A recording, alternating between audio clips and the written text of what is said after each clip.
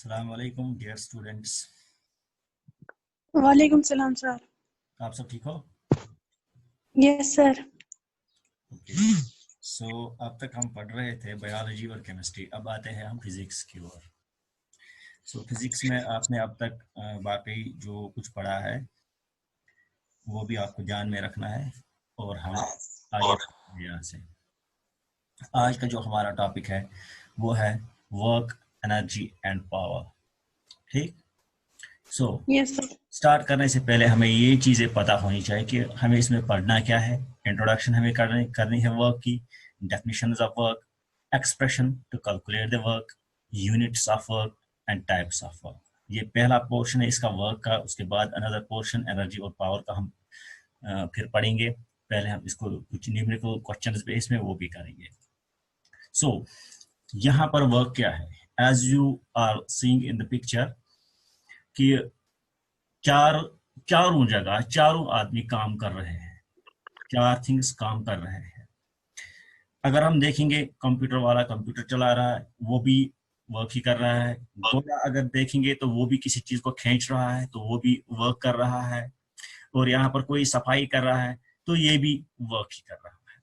तो ये सभी चीजें जो भी, जिसमें भी कोई फोर्स लगे, कोई भी फोर्स लगे तो उस चीज को हम कहेंगे कि वर्क हो रहा है। वर्क में, वर्क करने के लिए, कोई भी काम करने के लिए अगर हम देखेंगे कि इंसान काम कर रहा है तो उसको भी चाहिए कोई चीज जो इसको प्रोवाइड करती है एनर्जी, ताकि ये काम कर सके। इसी तरह अगर हम देखेंगे मशीन्स की बात करेंगे तो वहां भी कोई चीज उनको चाहिए जो उनको एनर्जी प्रोवाइड करेगी ताकि वो काम करे। यहाँ पर अगर हम देखेंगे ह्यूमन्स की बात करेंगे तो वो फूड खाते हैं, उससे एनर्जी मिलती है, उस एनर्जी के थ्रू वो फिर काम करते हैं, मीन्स वो उसको यूटिलाइज करते हैं एज फ्यूअल।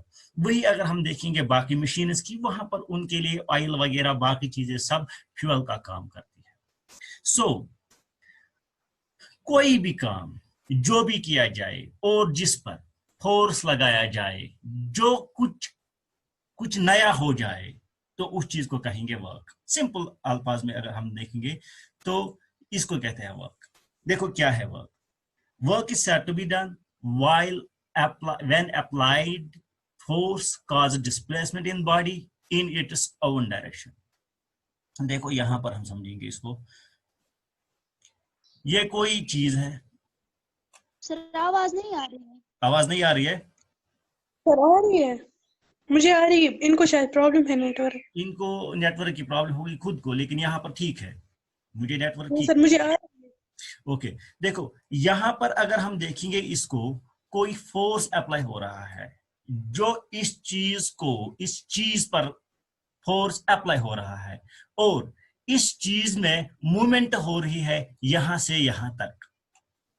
फोर्स भी अप्लाई किया और डिस्प्लेसमेंट भी हुई। जब ये दोनों चीजें होगी तो उस चीज को हम कहेंगे ये वर्क है। ठीक। अगर कोई चीज यहां होगी तो इसको हम फोर्स करेंगे, लेकिन ये अपनी जगह से मूव नहीं होगी, तो इस चीज को हम कहेंगे ये जीरो वर्क है, ये वर्क नहीं है। क्यों? क्योंकि फोर्स लगा लेकिन इसमें एक चीज मिसिंग है, वो क्या? डिस्प्लेसमेंट। ठीक। डिस्प्लेसमेंट इसमें मिसिंग है।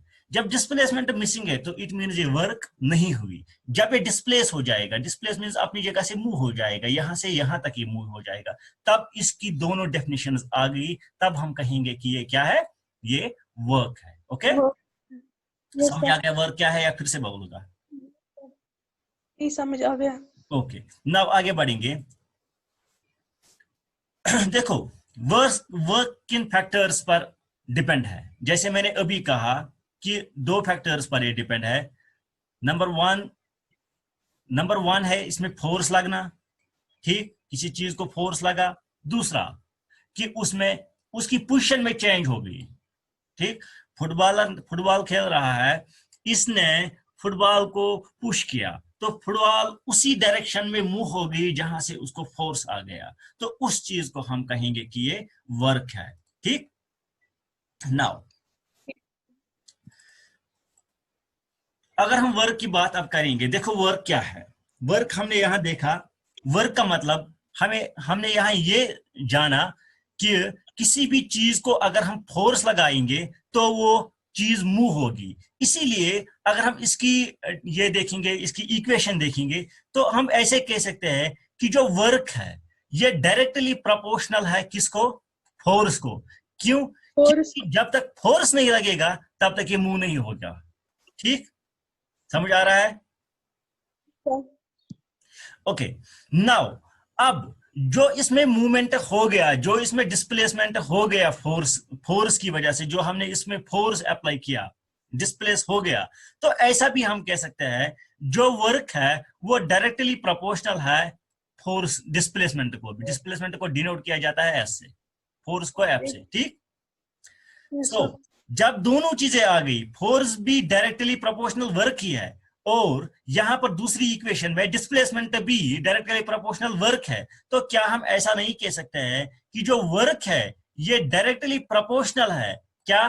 Force into displacement. क्या कह सकते हैं?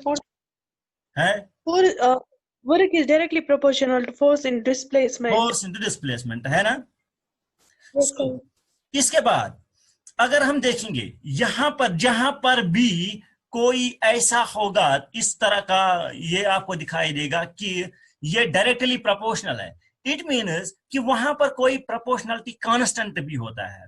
ठीक, वहां पर कोई प्रोपोर्शनलिटी कांस्टेंट होता है। तो अगर हम इस प्रोपोर्शनलिटी साइन को हम चेंज करेंगे तो ये बन जाएगा यहाँ इक्वल टू। ठीक, इक्वल टू को क्या होगा, जो यहां पर ये वाला जो है ये कन्वर्ट हो जाएगा इक्वल टू में। इक्वल टू मीन्स जब वो चेंज हो जाएगा तो वहां पर प्रोपोर्शनलिटी कांस्टेंट लग जाएगा। तो वर्क का प्रोपोर्शनलिटी कांस्टेंट क्या है? के work का यस, के है प्रोपोर्शनलिटी कांस्टेंट। ठीक, सो अब हम ऐसा कह सकते हैं W is equal to q F into S. ठीक, ये बन गई हमारी इक्वेशन यहां पर। क्लियर? उसके Yes, बाद sir. देखो यहां पर आप समझो, यहां पर एक्सप्रेशन यहां पर है, देखो वर्क है, force, worse directly proportional to displacement, और जब हम इन दोनों को मिलाएंगे तो ऐसा बन जाएगा। फिर जब हम ऐसा करेंगे यहां पर कि यहां मैं दिखाऊंगा, देखो यहां पर अगर हम इन दोनों को इक्वेशंस को मिलाएंगे, ये इक्वेशन 1 है, इक्वेशन 2 है, तो इस तरह की इक्वेशन 3 बन जाएगी। फिर अगर हम देखेंगे यहां पर वर्क, यहां पर के ये प्रोपोर्शनलिटी कांस्टेंट है और इसका वैल्यू 1 है। ठीक, इसका वैल्यू 1 है, इट मीन्स कि अगर हम ऐसा ही लिखेंगे W is equal to F into S, so ये भी ठीक है। क्यों? क्योंकि 1 का वैल्यू जब होगा, अगर यहाँ 1 ही डालेंगे तो इसको इसके साथ इंटू करेंगे तो इट मीन्स यही बन जाएगा F इंटू एस। ठीक, ये है इसका कांस्टेंट। अंडरस्टैंड? सो हम Yes, ये sir. कह सकते हैं कि जो product of force and displacement है वो एक डायरेक्शन में अगर हम देखेंगे तो वो इस तरह से हमारे पास इक्वेशन आ सकती है। क्लियर? ये इक्वेशन याद रखनी क्योंकि हमें आगे काम आएगी। अब यहां पर ये जो वर्क है ये स्केलर क्वांटिटी है। स्केलर क्वांटिटी का मतलब क्या होता है, किसी को पता है? जिसमें डायरेक्शन नहीं होती है, देखिए इसमें जैसे डायरेक्शन नहीं होता है, इसमें खाली मैग्नीट्यूड होता है। ठीक, यहां पर भी इसमें खाली होता है, मैग्नीट्यूड है, डायरेक्शन नहीं है। ठीक, नहीं है। Yes, yes sir, okay. ये सिर्फ डिस्टेंस होती है। उसके बाद अब ये जो हमने इक्वेशन देखी, ये हमने उस जगह पर देखी जहां पर फ्लैट एरिया है। मान के चलो ग्राउंड की इक्वेशन थी ये। ठीक, ग्राउंड पर जब हम कोई काम करेंगे उसके बारे में। अब अगर ऐसा होगा कि यही इक्वेशन अगर अब हमें वहां पर होगी जहां पर हमें ग्रेविटी भी होगी अपोजिशन में। ठीक, यानी कि कुएं से हम पानी निकालते हैं, वहां दो चीजें होती है, वहां ग्रेविटेशन भी होती है और एक और चीज भी होती है कि वहां पर जो फोर्स भी लग जाता है, वहां पर डिस्प्लेसमेंट भी है। ठीक, समझ आ रहा है? यस सर, समझ आए Iman? Yes sir. Okay, now देखो यहां पर आप समझो, ये हमारे पास वर्क क्या था, equal to F in directly F into S. into S. F into F S into है S. क्योंकि डायरेक्टली प्रोपोर्शनल का वैल्यू जो 1 ही था, इट मीन्स कि वो इक्वल टू भी कह सकते हैं कि F इंटू एस ही है। ठीक है ना? सो Yes, अब sir. यहां पर देखो, अब यहां पर हमारे पास फोर्स था ना? Yes, जो sir. हमारे पास फोर्स था वहां वो प्लेन एरिया पर था, लेकिन जो यहां पर फोर्स है, फोर्स किसके बराबर होता है? Force yes, displacement divided by time. Force या displacement divided by time होता है. देखो यहाँ पर, अब यहाँ पर समझो फोर्स। देखो यहां अगर हम बात करेंगे फोर्स की पहले डिस्प्लेसमेंट की, ठीक? Yes, displacement, sir. डिस्प्लेसमेंट अगर हम देखेंगे, अगर हमें देखना होगा कि यहां से कोई चीज यहां तक डिस्प्लेस हो गई, ठीक? तो आप इसको किस तरह से नापोगे? तो ये वनी आप ऐसा कहोगे कि ये यहां से इतने मीटर से यहां तक गई है ना, ये पठा पहुंची Yes, जाता sir. है इतना मीटर, है ना? ऐसे ही मेन नापोगे ना वो डिस्प्लेसमेंट। क्लियर? Yes. इथे कंसीडर मेनन। Yes, sir. उसके बाद अब अगर ये ग्रेविटेशन के अपोजिट होगा, यानी कि अब हमें कोई चीज ऐसे खींचनी है, ठीक? कुएं से पानी हम खींच रहे हैं यहां से यहां तक, तो हम कह सकते हैं एक तो यहां से डिस्प्लेसमेंट होगी, कितने मीटर होगी? इतने मीटर। अगेंस्ट जब होगी ग्रेविटी के, तो इसमें जी भी लगता है, किसका? ग्रेविटेशन का। Gravitation. और ऊपर जो हाइट होगी तो हाइट का भी एच लगेगा, ठीक? समझ आ गया? इस तरह Yes, से sir. वर्क अगर हम ग्राउंड Yes, लेवल sir. पर देखेंगे, फ्लैट एरिया पर देखेंगे, तो ये है equal to F into S, ठीक? अगर हम यही देखेंगे अगेंस्ट ग्रेविटेशन, तो हम ऐसा कह सकते हैं work is equal to M G H, M. ठीक? समझ आ गया? Sir. फिर से समझाऊं या समझ आ गया? सर फिर से थोड़ा समझाएं. ओके, फिर से समझाऊंगा मैं। देखो या तो चाक बाल, ठीक है? इस बाल को मूव करना है हमें अलोंग द ग्राउंड, सीधे। अत लगे ज्यादा फोर्स कि न यह बाल खालन ये पे यतुत, ये गई 1, ये गई 2। बोलो 2 में ज्यादा फोर्स लगेगा या 1 में ज्यादा लगेगा? 2 में. 2 में। क्यों? क्योंकि यहां पर अगर हम क्योंकि देखेंगे ये अलोंग द ग्रेविटेशन, क्योंकि ये यहां पर ग्रेविटेशन का कोई भी रोल नहीं है, यहां पर ग्रेविटेशन का भी रोल है। यहां पर जमीन की ग्रेविटेशन भी इसको खींचेगी अपनी तरफ, अर्थ की ग्रेविटेशन इसको खींचेगी। सो इसीलिए जो यहां पर होगी डिस्टेंस, उसके साथ ग्रेविटेशन ग्रेविटेशन भी लगेगा। ग्रेविटेशन कांस्टेंट क्या होता है, किसी को पता है? No sir. 9.8 है ना अप्रोक्सीमेटली, पढ़ा होगा ग्रेविटेशन में। सर 9.8 हमने अभी. तो ये हम इस्तेमाल कर सकते हैं 9.8, ठीक? इसकी जगह, किसकी जगह? जब इक्वेशन होगी ना जी की जगह इसी को हम इस्तेमाल करेंगे। यहां हम सिंपली जी रखते हैं। समझ आवा? वो कह चीज कड़न अमिच डिस्टेंस दिथ, फॉर एग्जांपल मीटर, कस मीटर 5 मीटर। ओके, बे अमिक ग्रेविटेशन, ग्रेविटेशन कांस्टेंट कोता निश 9.8, 9.8 इनटू हाइट कचा हाइट यीजा तथ चीजस ये मिसाल फॉर एग्जांपल 3, तब जाके हमें मिल सकता है इसका वैल्यू। समझ आवा? जब हम इन तीनों को इंटू करेंगे तब मिलेगा वैल्यू हमें। समझ आई Ivan? Yes sir.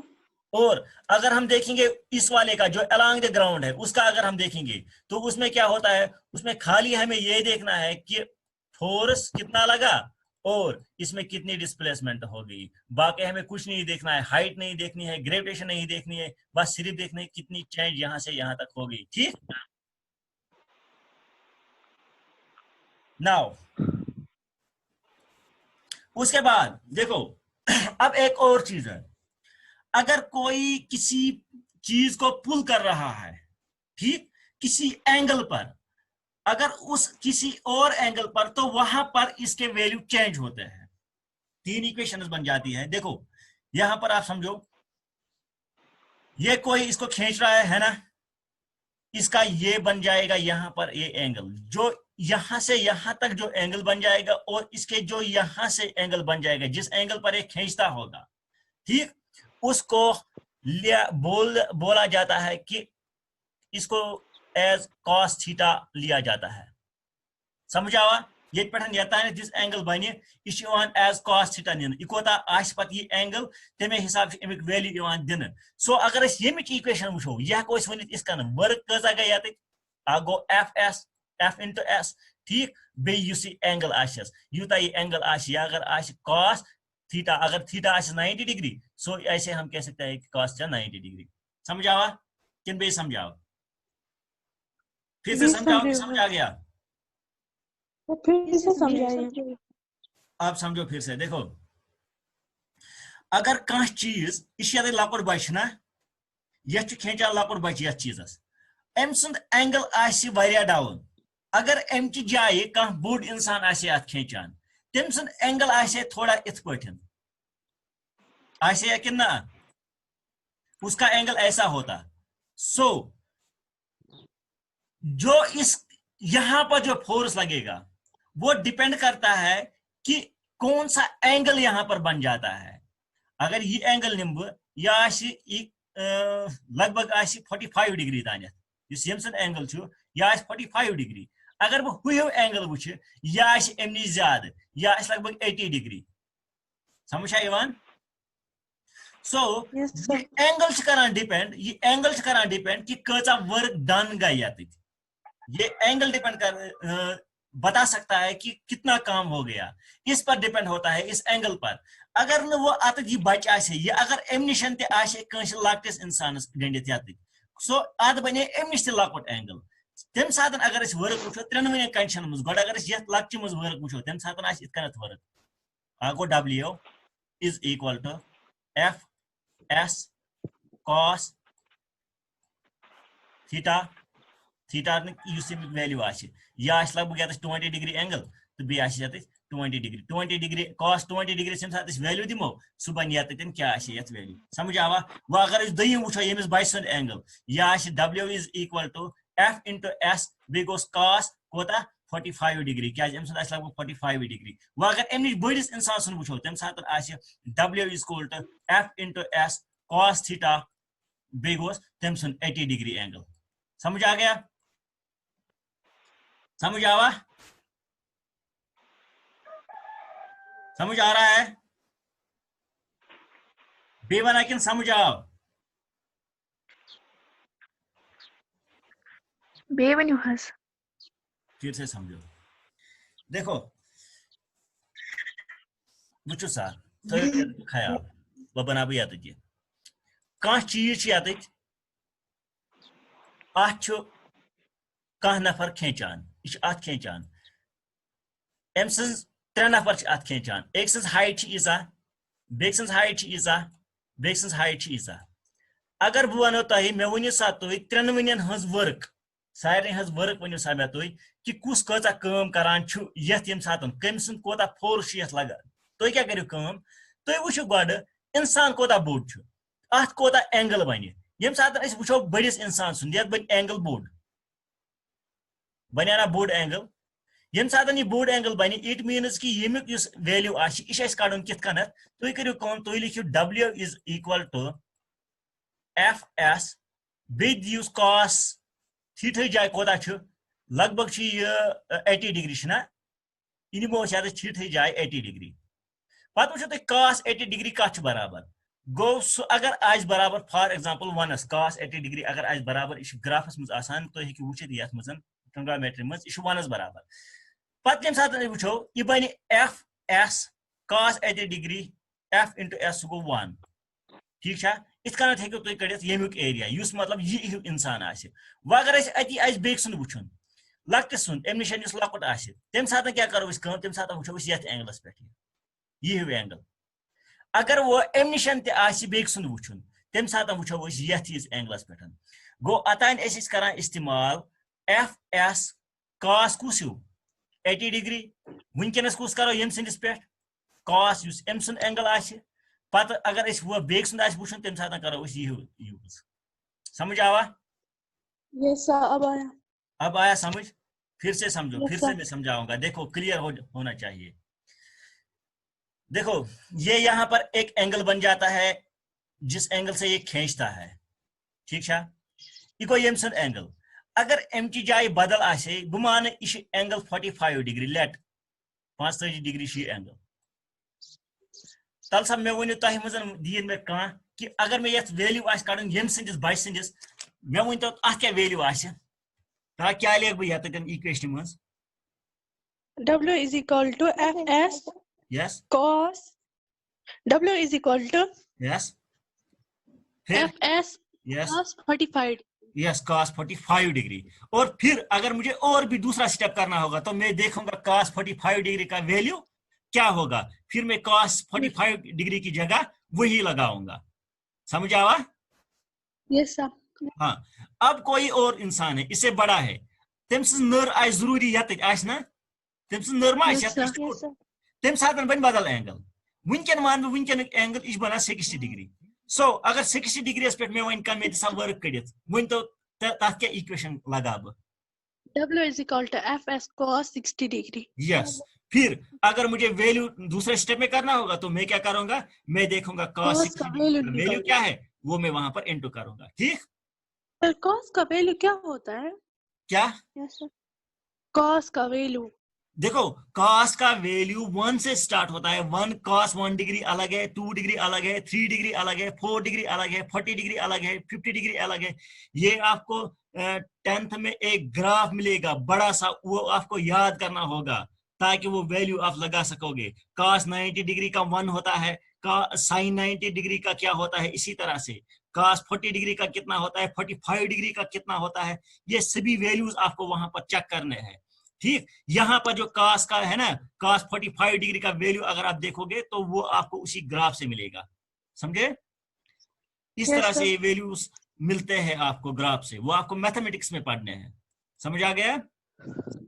Yes sir. ये एक चार्ट होता है, बड़ा सा चार्ट होता है, सबका वैल्यू अलग अलग दिखा होता है वहां पर। नाउ अब आगे बढ़ेंगे यहां से। अब एक इक्वेशन तो ये हमारे पास बन गई किसकी, वर्क की। दूसरी कौन सी इक्वेशन बनी वर्क थी, की दूसरी इक्वेशन कौन सी बनी थी? हाँ बोलो। दूसरी हाँ, वर्क की वर्क की ही दूसरी हाँ इक्वेशन। हमने cos 3 इक्वेशन बनाए ना, हमने 3 इक्वेशन MGH वाली बनी थी ना दूसरी, याद आ Yes sir. गया? Yes sir. तीसरी वाली कौन सी थी?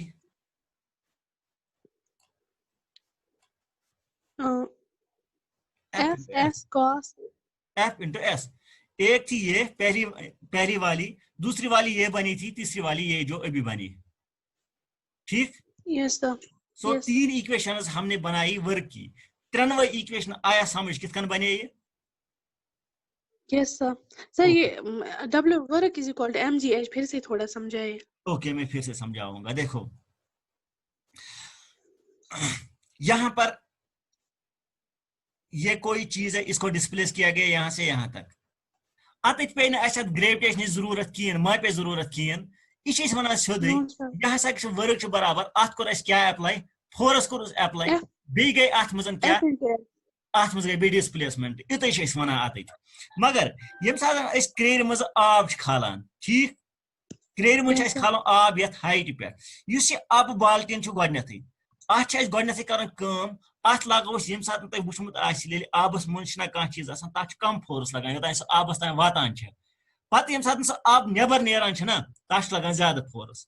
ठीक, Yes. नंबर फर्स्ट ये फोर्स लगे ये मज सह इक्वेशन कुस गयस हाइट हज इक्वेशन, हाइट कता ये ना Yes sir. ये मा height No sir. along the ground, ये पका along the ground, अत ग्राउंड सपोर्ट, अत लोग अत कहें बेस ग्रेविटी, ग्रेविटी तस हाइट तस बे गई कचा मीटर हर खाल इजन ईजा खाल गो मीटर गि पता कचा मीटर खाल Yes sir. गो गथी डिस्टेंस कचा खाल गो मीटर्सन मज। ठीक, अम पतन Yes. दोयम चीज along the gravity go us gravity पता, ग्रेविटी कांस्टेंट गि जरूरी गोस जी त्रावन सै क्या हाइट।